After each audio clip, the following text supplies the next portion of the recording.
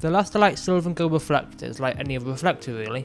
It is collapsible and has two reflective surfaces, one gold and one silver.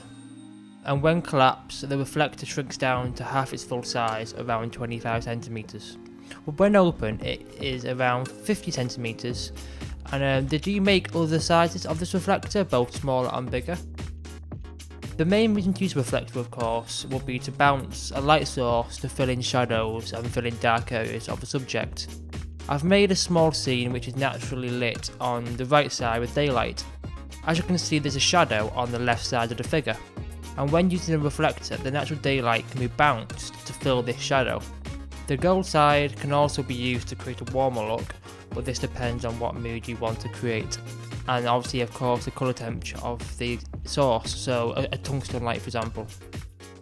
This is sometimes preferred over using an LED light to fill in the shadow, as it can sometimes be a bit too harsh. However, we can bounce the LED light off the reflector, which can create a much softer fill.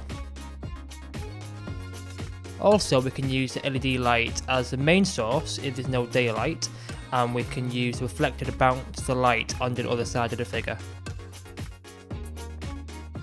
Once done with the reflector, it can be easily stored away by holding it like a steering wheel and then turning one of your hands backwards, and then you can twist it to form a figure of 8, and then you fold one side of the reflector into the other.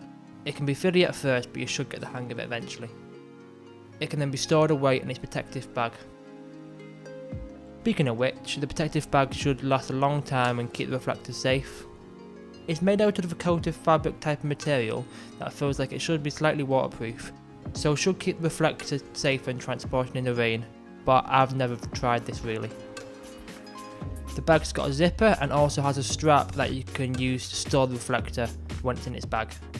The actual reflector itself feels well made and the reflective surfaces shouldn't crack.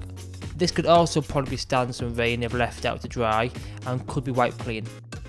The gold side has a label which could get annoying. I wish this was either attached to the outside black fabric or could be tucked underneath the outside rim. The reflector has an elasticated strap that could be used as a wrist strap when holding and carrying the reflector, or could be used to hang the reflector on some kind of arm. If you're looking for a portable reflector, the 50cm is probably the perfect size to fit into most bags and will probably cover you in most situations if you need that bit more light.